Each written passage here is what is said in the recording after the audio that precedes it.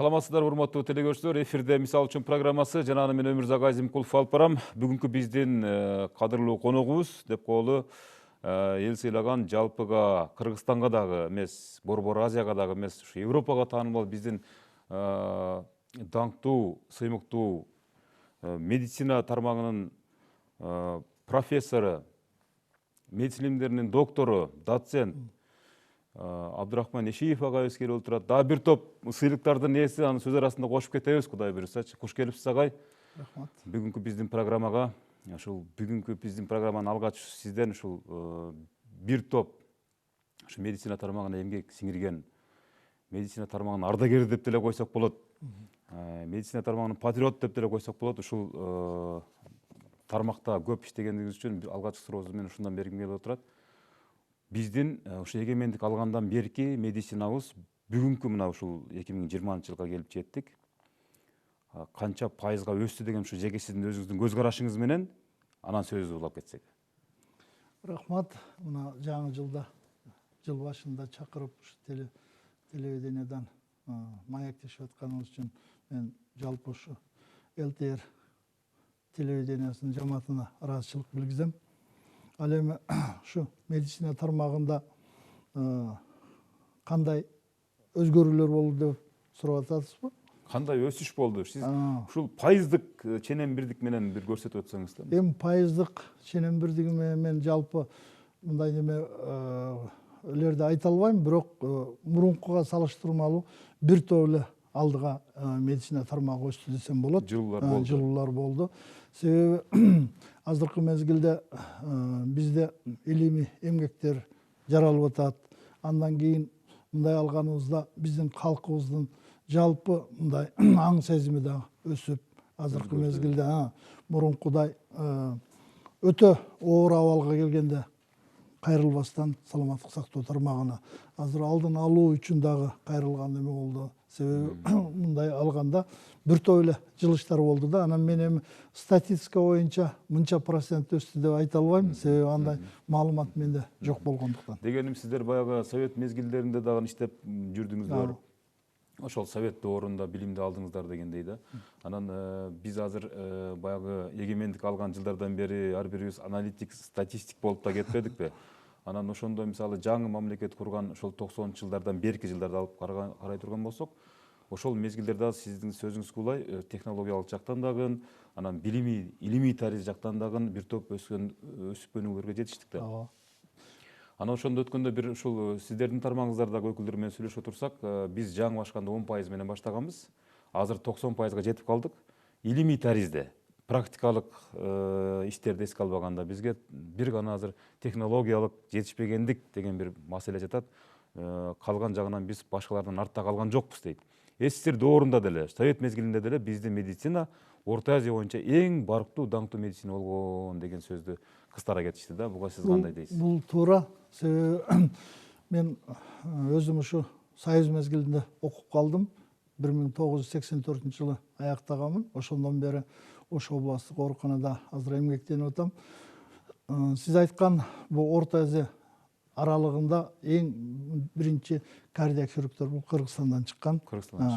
Биздин Акынбаев Исаконович биринчи жолу ушу Орто Азия өлчөмүндө жүрөккө операция жасап, ошондон кийин бир топ шагирттерди чыгарып, андан кийин алар башка биздин кошуна өлкөлөргө, мисалы үчүн Казакстан, Өзбекстанга кеткен. Ал эми илимий жагынан болсо биздин Кыргызстандын илимий окумуштуулары өтө көп. Мурунку Союзда азыр СНГ өлкөлөрү дейбиз. Ошо СНГ мамлекеттердин мындай алдындагы тармактарда турат илимий жагынан. Азыр деле. Себеби бизде ушундай экен, эми башка улуттардан айырмачылыгы бул кыргыз улуту бул ар дайым мындай алдыга умтулган, мындай өжөр улуттардын бири болгон үчүн бизде мына илимий эмгектер дагы Кыргызстанда өтө жакшы өнүгүп атат акыркы мезгилде. Эми мен пайыздык көргөзгүчтү айта албайм. 100% ушундай баардыгы жетиштик деп айтышка кыйын. Себеби бизде эң негизинен технология жок. Азыркы илимий илимий изилдөөлөрдө көбүнчө каражат жок. Каражат болбогон үчүн биз көбүнчө илимий эмгектерди жасаганда мынандай кандай десем баягы общественный фонддорго кайрылабыз. Демөөрчүлөрдү издеп баштайсыздар. Демөөрчүлөрдү издейбиз. Анан кийин кээде ушу өзүбүздүн каражаттан дагы илимий изилдөөлөрдү жасап жүрөбүз да. Мына ушул өлкөнү эгемендик жылдарынан ушул акыркы 5 жылда ала турган болсок, ушул жаңы инновациялык технологиялар менен көбүрөөк мекемелерибиз, анын ичинде медицина тармагы дагы жаңыланып баштады. Анан жакында эле мына электрондоштуруу, санариптештирүү жылынын алкагында бир топ иштер жасалып атат. Анын алкагында сиздер дагы бир топ шакирттерди, бир топ студенттерди окутуп атасыздар дегендей. Мына ушул жаңы инновациялык подход менен, ушу жол менен, ыкма менен окутуудан кийинки биздин ушул сиздерден кийин бүтүп чыккан медицина мекемелеринин студенттери деп коелу мисалы. Кандай абалда тарбияланып атат, анан алардын келечеги кандай болот деп ойлойсуз мисалы ушул суроодо? Мен ушу сиздин биринчи сурооңуздан баштасам жакшы болот эле. Себеби бул инновационный технология деп туура 90-жылдан мына эгемендүүлүктөн алгандан кийин бизде деле ушу биздин саламаттык сактоо тармагында бир топ алдыга жылдык десек болот. Себеби ушу информационный технологиялар азыркы мезгилде саламаттык сактоо тармагында мына дары дармекти толук ошо электронный жасап атат. Ал эми чоң мына ооруканаларда электронный система иштеп атат. Бейтап баяндары электрондук түрдө өттү. Бул деген бир топ врачтарга жеңилдик деген болот. Себеби ар бир лаборатория рентгендер менен баары байланышылган. Ошо лабораторияга барбайсыз, ачасыз, ошо компьютерге лабораториянын результаты же болбосо рентгендин результаты баары түшүп калат. Же болбосо башка бөлүмгө барып консультация болсо, ошо консультация берген тиги неме кеңештери дагы ошо компьютерге түшүп калат да. Ушундай жагынан бир топ эле болду. Андан кийин мурун өзүңүздөр билесиздер, мына көбүнчө өтө мындай ооруларды лапаротомия деп коет. Ишти жарып алчу. Азыр деген аппарат, энди видеохирургия деп коет. Аппарат менен гана кичине гана тешип, ошол жерден киргизип алып атат. Бул дагы бир топ медицинанын алдыга жылганы да. Азыркы мезгилде көбүнчө ошондой аппараттар менен иштешип аткандар көп.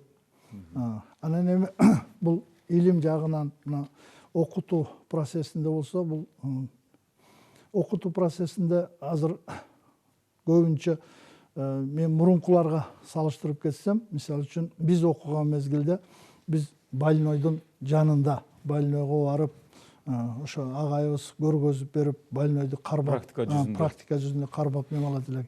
Азыр инновационный технология деп ошо больнойдун ордуна муляждар коюлган да. Ошо муляжды студенттер кармайт, укол жасайт ошого.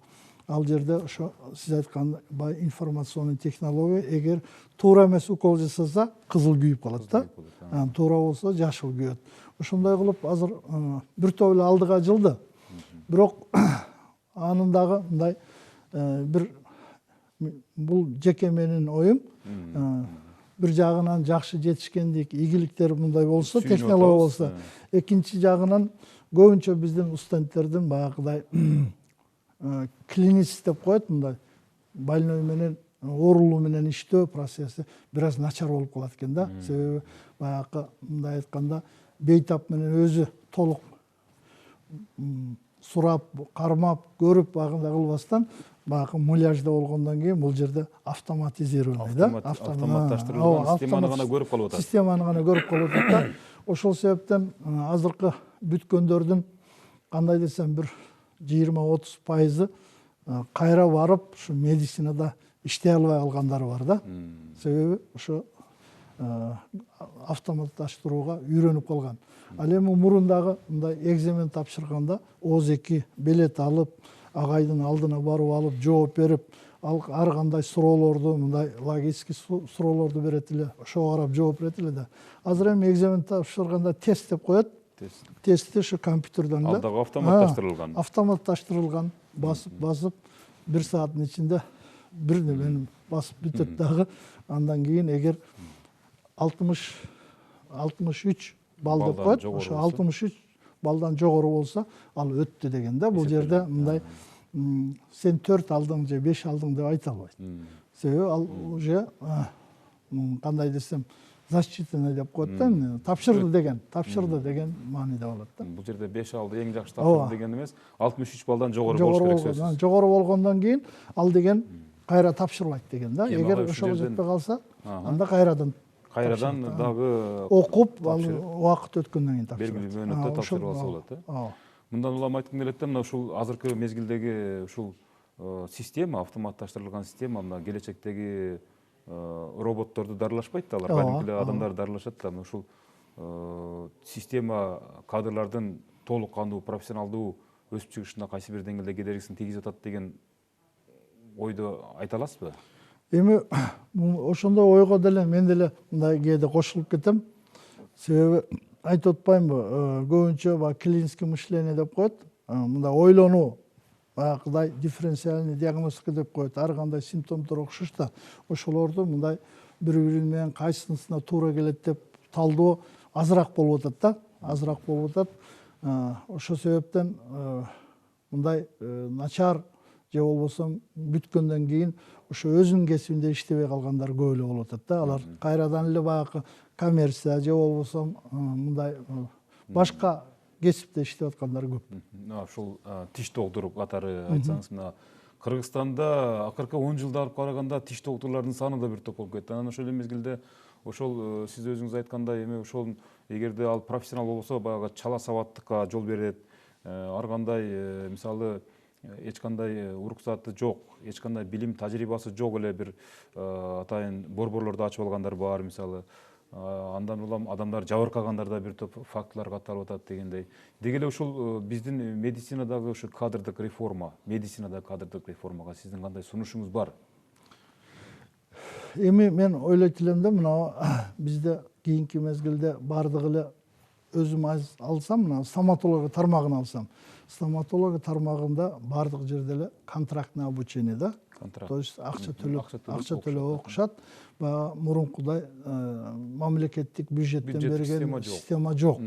Анан экинчи бир көйгөй бул стоматологияда азыркы мезгилде бизде Кыргызстанда эле алсак, Кыргызстанда өзү 6 миллион калкыбыз болсо, 600дөн ашык стоматолог бир жылына бүтөт. Бир жылда бүтөт. Мындай мисалга айтып кетсем, КГМА деп коет, Кыргыз мамлекеттик академиясы жылына 200дө. КырСУ деп коет, Российский Кыргызстан Славян университетинде 200. Биздин Ош мамлекеттик университетте 200. Андан башка дагы Кантта атайын ушу стоматология боюнча дагы адистиктерди чыгарат. Ошондо бир жылына мына 600дөн ашуун стоматологдор бүтүп чыгып атат. Бирок ошо стоматологдор 600дөн ашуун стоматолог бүтүп, биздин 6 миллион калкты жакшы жогорку деңгээлде стоматологиялык жардам бере албай атат. Сапаттуу тейлөө начар болуп атат. Сапаттуу тейлөө начар. Анан экинчи, мына сиз туура айтып кеттиңиз, кээ бирде мындай ачып алып эч кандай уруксаты жок иштеген стоматологдор да көп да.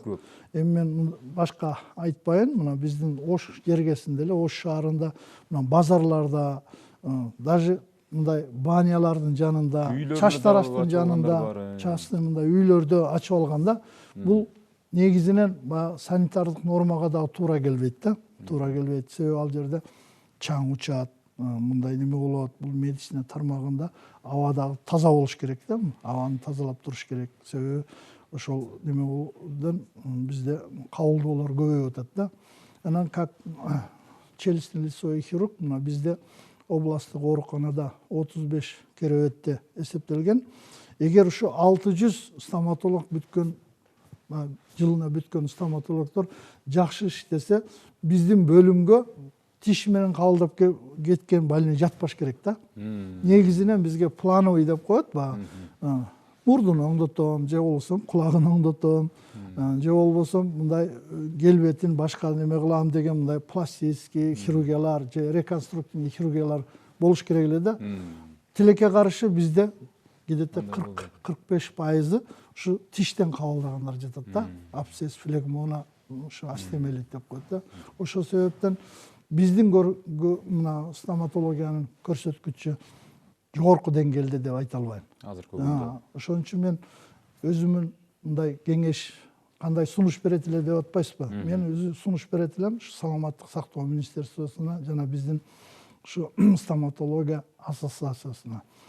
Себеби азыркы мезгилде көп жерде кабинеттер эч кандай документи жок.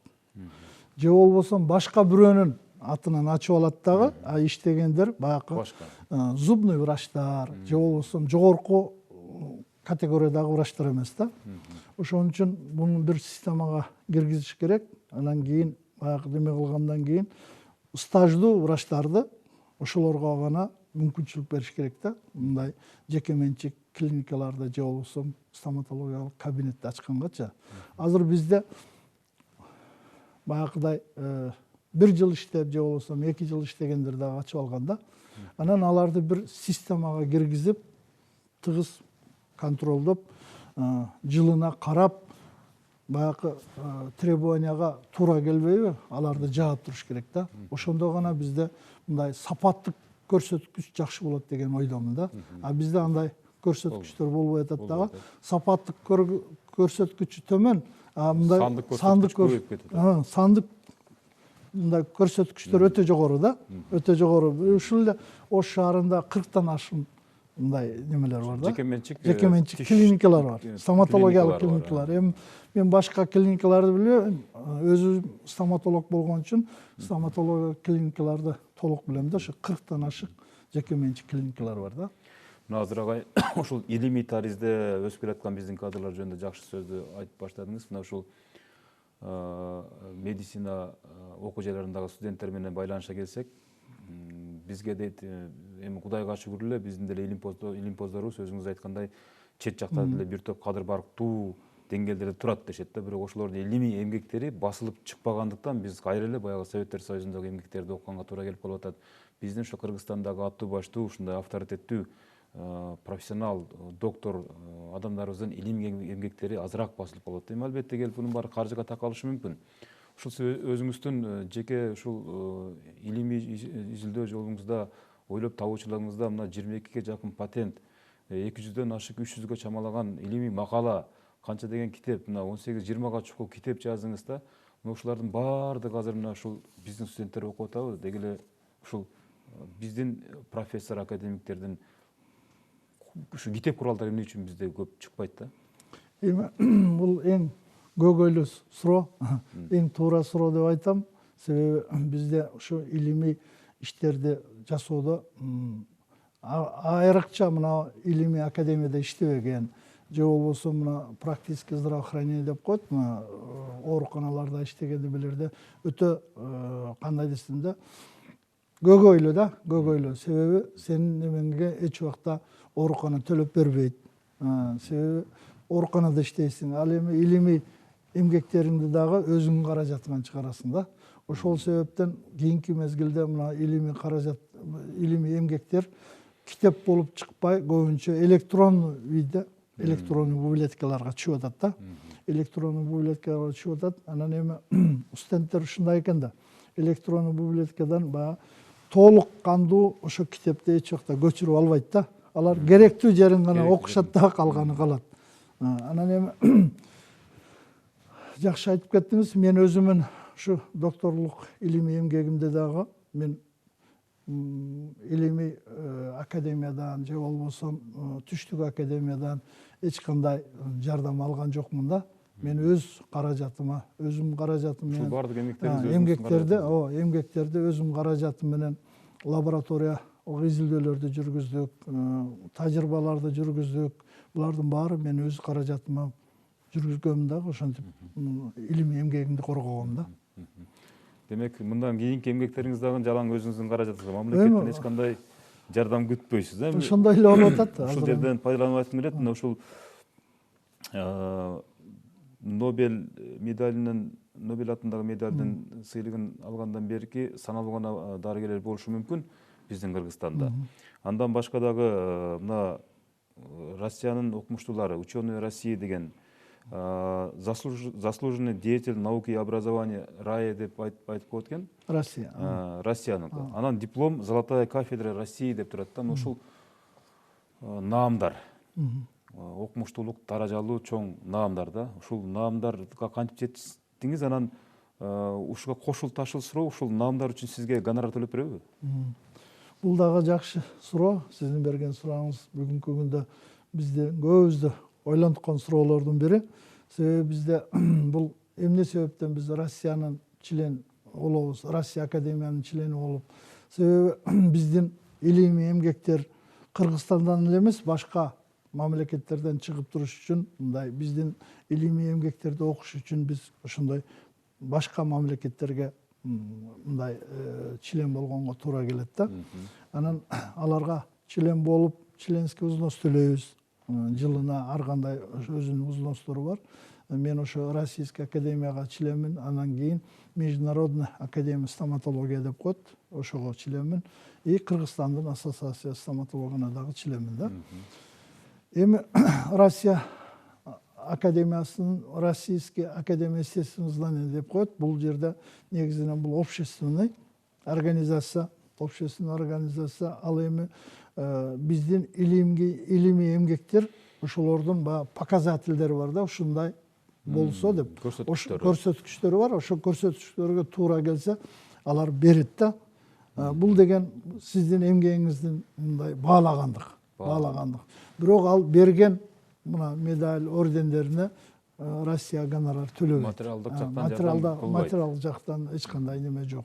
Ал эми биздин академиянын член корреспондент академик болсо, анда биздин мамлекет стипендия төлөйт. Азыр ушул сиздин окумуштуулук даражаңыз менен, профессордук даражаңыз менен, ушул докторлугуңуз менен ушул азыркы күндө эгер сыр болбосо, мисалы канча айлык алып жашайсыз да? Мисалы биздин Кыргызстандын эң багы белгилүү медицина илимдеринин доктору катары айтсаңыз. Эми мен өзүм толук кандуу Ош областтык ооруканада иштейм, бет жаа хирургиясы. Менин бет жаа хирургиянын бөлүм башчысы катары менин оклад бир айлык айлым 10 000 сом. Анан эми докторлук илимий ишиме 1800 сом төлөйт. Андан башка мен жарым ставка Ош мамлекеттик университетинин ушу медицина факультетинде эмгектенем. Ал жерде мен студенттерге ушу лекцияларды окуйм. Ал лекцияга окуган үчүн мен Ош мамлекеттик университетине 8000 айлык аласыз. Ошондо менин айлыгым бардыгы биригип 20 000 тегереги. 20 000 тегереги. Азыр ушул мына жогоруда айтып кеттиңиз 22 патент деп. Эми биз ойлойбуз, биз мисалы медицина жаатында биздин түшүнүгүбүз анчейин болбогондугунан 22 патент дегенде, патент деген бул эми атайын каттоодон өткөн ошол юридикалык бир документ. Патент бар, ошол. Мисалы ырчылар сыяктуу эле, мисалы бир ырдын авторунун уруксатысыз сиздин баягы жасаган эмгегиңиз колдонулбаса керек. Мисалы азыркы күндө 22 патент канча өлкөлөрдө кызмат кылып атат да, ошо сиздин ойлоп табуучулугуңуздагы. Биздин эми бул менин 22 ойлоп табуучу эмгегим бар, бул изобретение деп коет. Ал биздин ооруканада кеңири колдонулат, ошондой эле Кыргызстанда дагы кеңири колдонулат бул илимий эмгектер.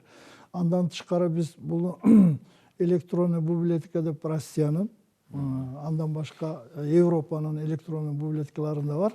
Эгер менин илимий ошол патенттерим, мен жасаган операциялардын ыкмалары кээ бирөөлөрүнө туура келсе, алар ошолор колдонулат дагы, бирок колдонулгандан кийин Эшиптин методикасында колдонулдук деп жазат. Алар өзүбүздүкү дебейт. Мен мына Германия, Швейцарияга барып жүрөм, алар менен тыгыз байланыштабыз да. Мен барганда ал өзүм барып мына январдын 5-нен 15-ине чейин Тюбинген шаарына бардым. Тюбинген шаарындагы клиникада менин методикам колдонулганын көрүп келдим да, өзүм барып көрүп келдим. А жердеки профессорду да айттым, мына сиздин мына ыкмаңызды биз колдонуп атабыз, биздин клиникага киргиздик депчи. Анан кийин мен аябай сүйүндүм, сыймыктандым. Значит, менин эмгегим ушу Германия өлкөсүндө дагы колдонулуп атат экен деп. Ал эми Швейцарияда дагы ушу Берн шаарында колдонулуп атканын өзүм көрүп келдим да. Өз көзүңүз менен. Өз көзүм менен. Себеби алар мына бизде тубаса жырыктар Кыргызстанда көп төрөлүп, биз күндө ошол тубаса жырыктарга операция жасайбыз. Ошол себептен бизде ошо операция жасаганда ошонун жеңил ыкмаларын же болбосо жакшы жагын өзгөртүп биз өзүбүз ойлоп тапкан ыкмалар бар да. Алар Европада мындай балдар аз төрөлгөндүктөн биздин ыкма жакшы экенин алар мындай билишип, ошону азыркы мезгилде колдонуп атканы бар. Азыр мына ушунчалык көп студент, стоматологдордун, тиш доктурлордун өзү эле жылда 600 деп саналса, демек медицина мекемелеринде дагы бир топ студенттер ар кандай факультеттерге тапшырып атат, өздөрүнүн адистиктерине карап турупчу. Анан дегеним, акыркы мезгилдерде ушу биздин байкашыбызча медицина тармагына көбүрөөк чет өлкөлүктөр кызыга баштады да, кардар болупчу.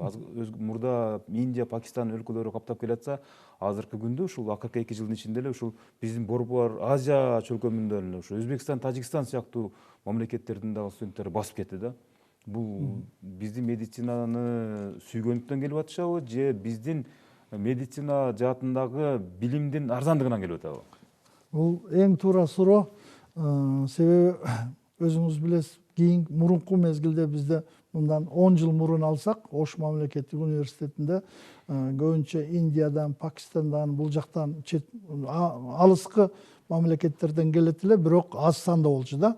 Азыркы кийинки мына 5 жылдын ичинде ушу алыскы өлкөлөрдөн келген студенттер да көбөйүп, азыркы мезгилде Ош мамлекеттик университетинде международный факультет деп, өзүнчө факультет болуп, отдел мындай бөлүп, где-то 2000ден ашык студенти бар да азыркы мезгилде. Ал эми мына Орто Азия өлкөмүнөн 2 жылдан бери бизге быйыл жаңылышпасам 2000 бала Өзбекстан менен мына Түркмөнстан. Булар келишимдик баада келип атабы, же бюджеттик баада келип атабы? Жок, булар эми негизинен келишимдик баада, бюджеттик баа өзүбүздө жетишпей атса башка өлкөгө жок деңизчи. Бирок булардын бир жакшы мындай неме болгону, биздин эмне себептен бизде медицина ушундай эле сабак берүү жогорку деңгээлде деп айта албайм. Себеби алар бизде көбүнчө өзүңүздөр билесиздер, мына почти 10 жыл болуп калды. ОРТ системасынан жогорку бал алган студент гана студент боло алат да, мына абитуриент гана. Ал эми Өзбекстандан, Тажикстандан келгендер, алар өздөрү отдельный тест тапшырат. Тест тапшыргандан кийин эми баягы мындай алганда алар биздин мамлекетте окуу арзандыгынан. Өздөрүндө ошо Өзбекстанда ошол контракт менен же болбосо ошо келишим баадагы контракт менен өтө алышпайт да. Ошол себептен бизге келип, мына быйылкы жылы Ош мамлекеттик университетине эле где-то 2000ден ашуун Өзбекстандан, Тажикстандан келген студенттер бар да. Булар толук кандуу 5 жыл окуп, же болбосо 7 жыл окуп бүтүп кетишпейт да. Көбүнчө биринчи курсту бүткөндөн кийин, экинчи курсту, эч болбосо 3-чү курста бүткөндөн кийин алар өз өлкөсүнө которулат да. Которулуп, ошол жактан кайрадан өзүнүн мамлекеттин дипломун алганына аракет кылышат. Ал эми бизде калып бүткөндөрү да бар.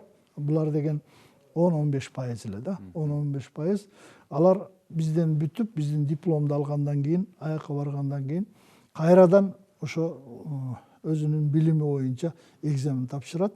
Эгер ошо экзаменден өтсө, анда аларга иштөөгө уруксат берет. Рахмат. Мына сиз өзүңүз эң туура айтып кеттиңиз. Мына менин илимий эмгектеримди ушу Кыргызстан, мына ЛТРди Кыргызстан боюнча көрөт. Кыргызстан боюнча дагы мындай элдерге жеткиргенге жардам бердиңиздер. Буга мен өзүм терең ыраазычылык билгизем. ЛТР телевидениясына ошондой эле анын ичинде алып баруучу сизге. Ошо мен айтат элем, ушундай жолугушуулар же болбосо тегерек столдор көбүрөөк болсо, мындай илимий баарлашуу жакшы өрчүйт деген ойдомун.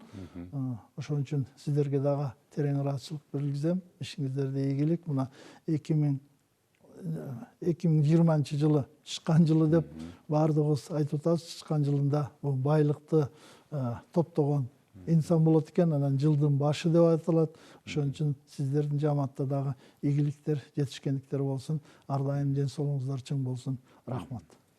Сизге да рахмат, чоң рахмат, бар болуңуз. Урматтуу телекөрүүчүлөр, биз болсо программаны жыйынтыктап калдык. Кийинки жумадан жолукканча эсен туруңуздар.